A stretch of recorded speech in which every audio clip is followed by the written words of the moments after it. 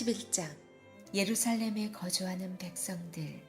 백성의 지도자들은 예루살렘에 거주하였고 그 남은 백성은 제비 뽑아 10분의 1은 거룩한 성 예루살렘에서 거주하게 하고 그 10분의 9는 다른 성읍에 거주하게 하였으며 예루살렘에 거주하기를 자원하는 모든 자를 위하여 백성들이 복을 빌었느니라.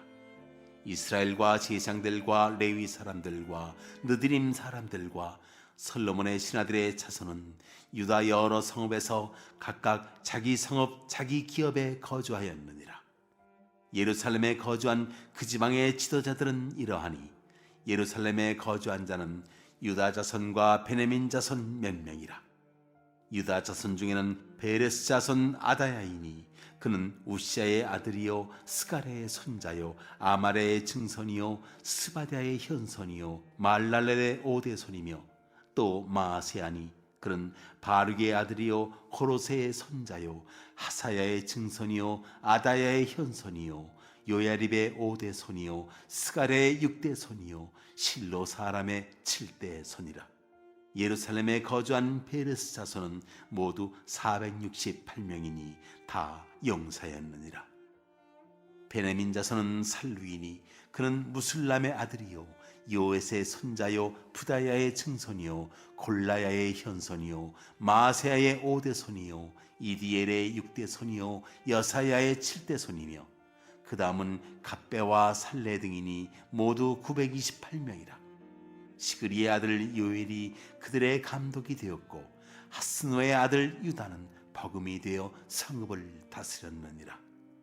제사장 중에는 요야립의 아들 여다야와 야긴이며 또 하나님의 전을 맡은 자 스라야이니 그는 힐기야의 아들이요 무술람의 손자요 사독의 증손이요 무라요세의 현손이요 아히두베의 오대손이며 또 전에서 일하는 그들의 형제니 모두 822명이요 또 아다야이니 그는 여로함의 아들이요 불라야의 손자요 암시의 증손이요 스가랴의 현손이요 바스울의 오대손이요 말기야의 육대손이며 또 그 형제의 적장된 자이니 모두 242명이요 또 아마세이니 그는 아사렐의 아들이요 아으세의 손자요 무실레못의 증손이요 임멜의 현손이며 또 그들의 형제의 큰 용사들이니 모두 128명이라.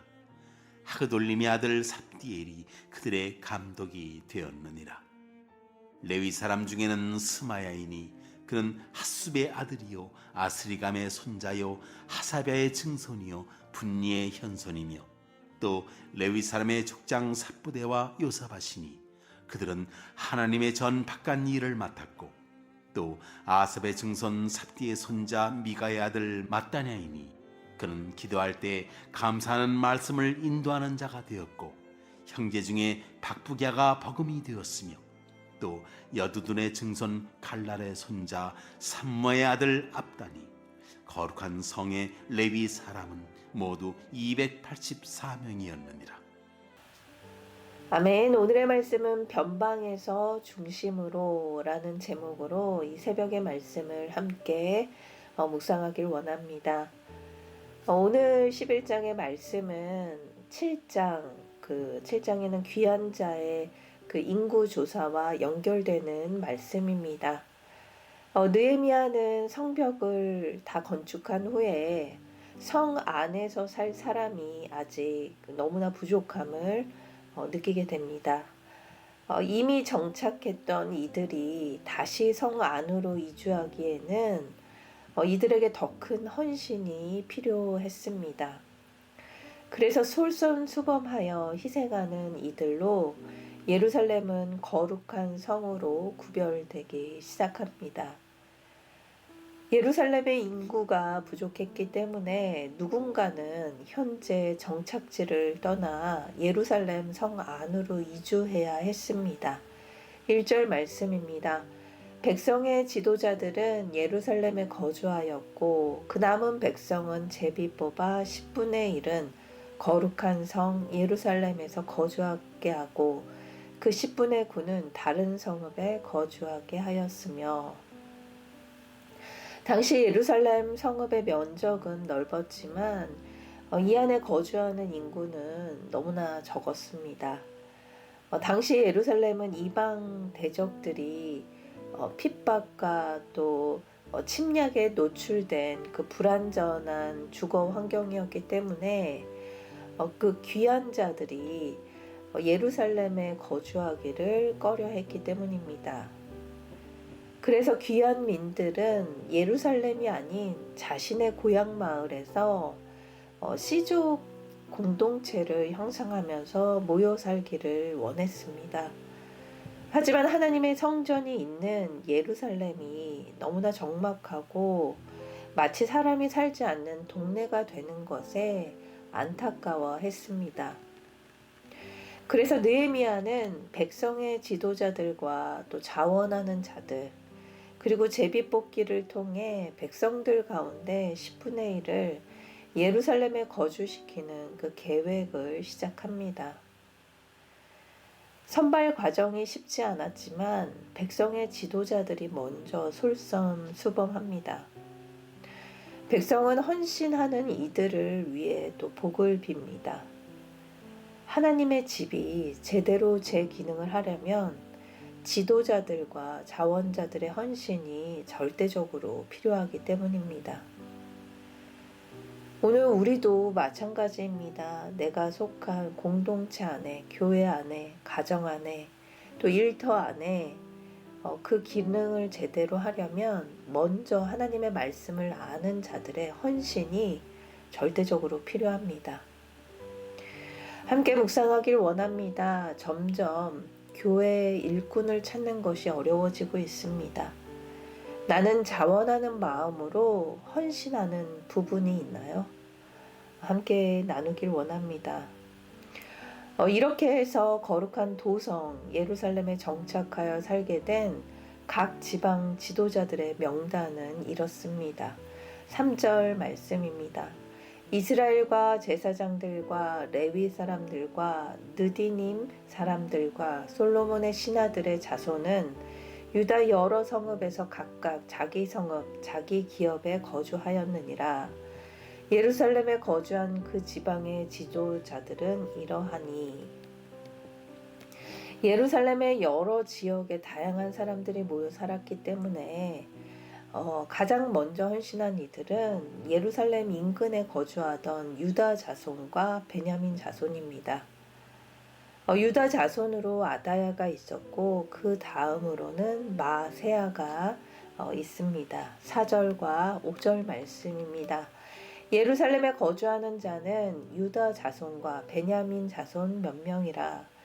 유다 자손 중에 베레스 자손 아다야이니 그는 우시아의 아들이요 스가랴의 손자요 아마랴의 증손이요 스바랴의 현손이요 마할랄렐의 오대손이며 또 마아세아니 그는 바룩의 아들이요 골호세의 손자요 하사야의 증손이요 아다야의 현손이요 요아립의 오대손이요 스가랴의 육대손이요 실로 사람의 칠대손이라.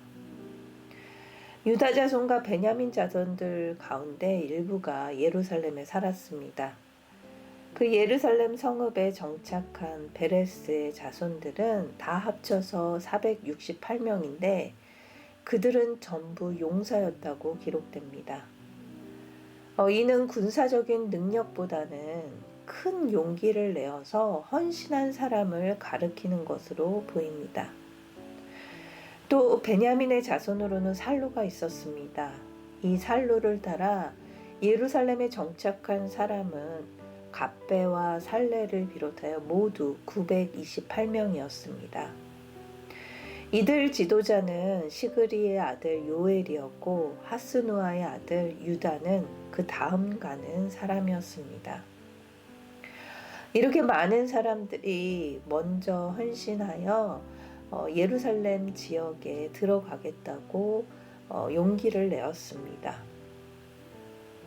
함께 묵상하길 원합니다. 나도 하나님의 나라를 위해 용기를 내어 결단한 적이 있습니까? 어떤 일이 있었는지 한번 묵상하길 원합니다. 정착한 이 제사장 중 성전 안에서 일하는 자가 무려 822명이고 밖에서 일하는 자가 370명이라고 기록이 됩니다. 12절 말씀입니다. 또 전에서 일하는 그들의 형제니 모두 822명이요. 또 아다야이니 그는 여로함의 아들이요 블라야의 손자요 암시의 증손이요 스가랴의 현손이요 바술의 오대손이요 말기야의 육대손이며 더 많은 제사장이 헌신한 것은 예루살렘 성벽을 건설한 후에 그 사명이 하나님에 대한 사명이 예배 공동체 형성에 있음을 보여주고 있습니다. 이들 중에 성전과 성벽을 방비하는 용사도 있었습니다. 레위인들은 성전 바깥에서 제사장을 돕는데 그 수가 제사장에 비하면 매우 적은 것으로 보입니다. 이는 레위인들의 포로 귀한 참여가 적었기 때문입니다.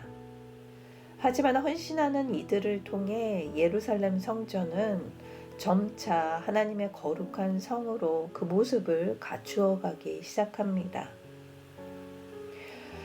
우리가 하나님의 말씀을 보면 우리의 모습이 보이지 않습니까? 내가 참 거짓의 모습으로 위선자처럼 살았구나 깨닫게 됩니다. 이 말씀에 비추이면 나의 내면의 세계가 보이게 됩니다. 당시 이스라엘 백성은 잡초가 무성하게 자란 황폐해진 자신들의 내면의 세계를 보고 충격을 받게 됩니다. 그래서 하나님께 회개하며 나아갑니다. 그 다음 문제는 이 성벽을 건축하고 나서 과연 이곳에 이 예루살렘 땅에 누가 들어가서 살 것인가였습니다. 누가 총대를 메고 이곳에 들어가 살 것인가? 먼저는 지도자들이었습니다. 이들은 성 안의 잡초를 정리하면서 집을 고치고 또 자신들이 살 곳을 정리하며 그 책임을 진 그 바로 백성들의 지도자들이었습니다. 이 지도자들이 먼저 앞장서서 헌신하니 따르는 자들이 생겨납니다. 그리고 나머지는 제비를 뽑아 결정했습니다. 생각보다 의외로 많은 지원자들이 모여서 제비를 뽑게 됩니다. 하나님에 대한 소망이 전염이 되니 헌신으로 이어지고 이스라엘 공동체 사람들의 마음 가운데 다시 예루살렘을 회복시키자는 그 열망에 불이 붙여진 겁니다. 제비 뽑기는 하나님께서 선택하셨다는 뜻입니다. 후보자를 세우면 하나님이 선택하시는 방법이 바로 제비 뽑기입니다. 우리도 마찬가지입니다. 우리가 원하는 방향과 하나님의 뜻이 서로 어긋나더라도 기꺼이 순복하는 것이 바로 우리의 자세입니다. 제비 뽑기를 통해 뽑힌 백성들은 지금 살고 있는 자신들의 터전의 기반을 포기하고 새롭게 시작해야 할 판입니다. 이거는 절대 쉬운 일이 아닙니다. 하지만 자원하는 심정으로 그 결과에 순복합니다. 그래서 오늘 내가 헌신하고 순복해야 하는 일은 무엇인지 함께 묵상하길 원합니다. 그리고 오늘도 주님의 사명을 기억하며 나의 삶의 자리에서 헌신을 통해 하나님의 나라가 한 평이라도 전해지는 하루가 되길 기도합니다.